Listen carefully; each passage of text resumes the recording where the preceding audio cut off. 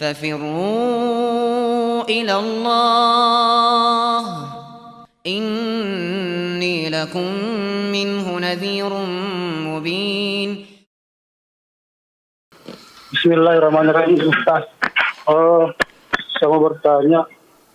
Sebetulnya ini pertanyaan saya menyambung pertanyaan rekan saya, Pak Ustaz, yang sebelumnya yang sepertinya terlewat. Jadi kami itu bekerja di luar Sulawesi lah ya. Jadi ada kami di remote area. Jadi setiap sholat tarwih itu di di sela-sela rakaat ada salawat.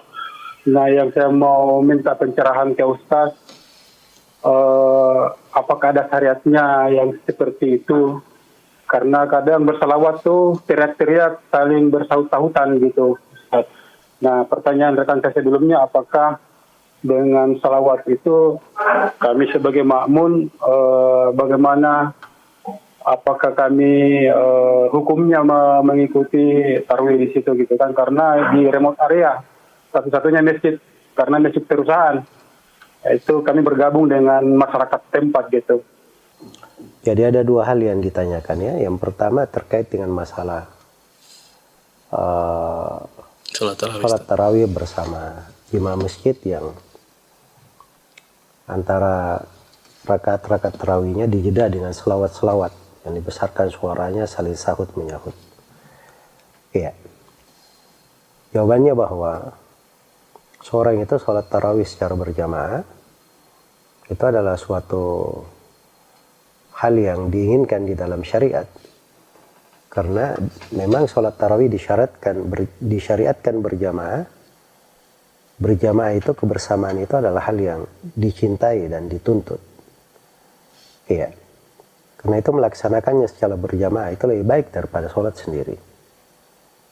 Itu kaidah umum pada sholat yang disyariatkan berjamaah, melaksanakannya secara berjamaah itu lebih baik daripada melaksanakannya sendiri. Apalagi kalau dia sholat bersama imam hingga selesai. Nabi SAW bersabda, Inna rajula idha qama ma'a imamihi hatta yansarif, husiba lahu qiyamul layla.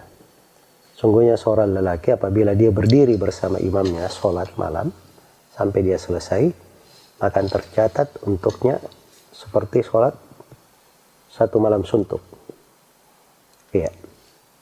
Adapun kekeliruan yang terjadi seperti yang disebutkan, ya sisa kalau dia bisa nasihati, dia nasihati.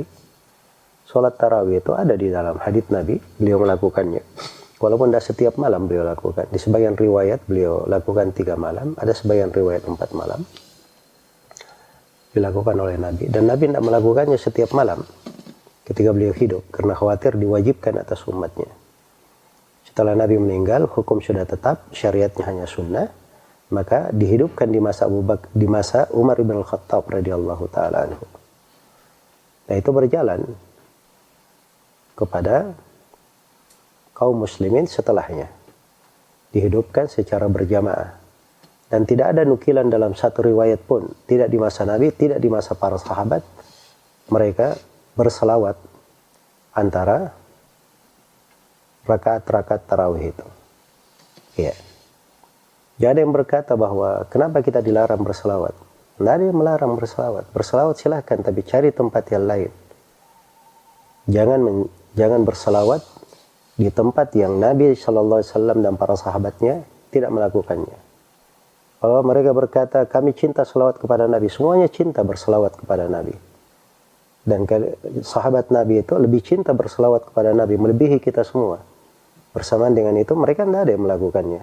Andai kata itu baik, mereka akan mendahului kita. Dan Nabi andai kata itu baik, maka Nabi akan menjelaskan kepada kita. Ini masalah sholat, dihadiri oleh seluruh kaum muslimin, orang-orang melihatnya. Harusnya banyak nukilan. Kok tidak ada riwayat dalam hal itu? Harus kita ingat bahwa Nabi SAW bersabda, Man ahdatha fi amrina hadha ma laysa minhu fahuwa rad. Siapa yang mengada-adakan di dalam perkara kami ini apa yang bukan darinya, maka itu adalah hal yang tertolak. Hal yang tertolak. Baik.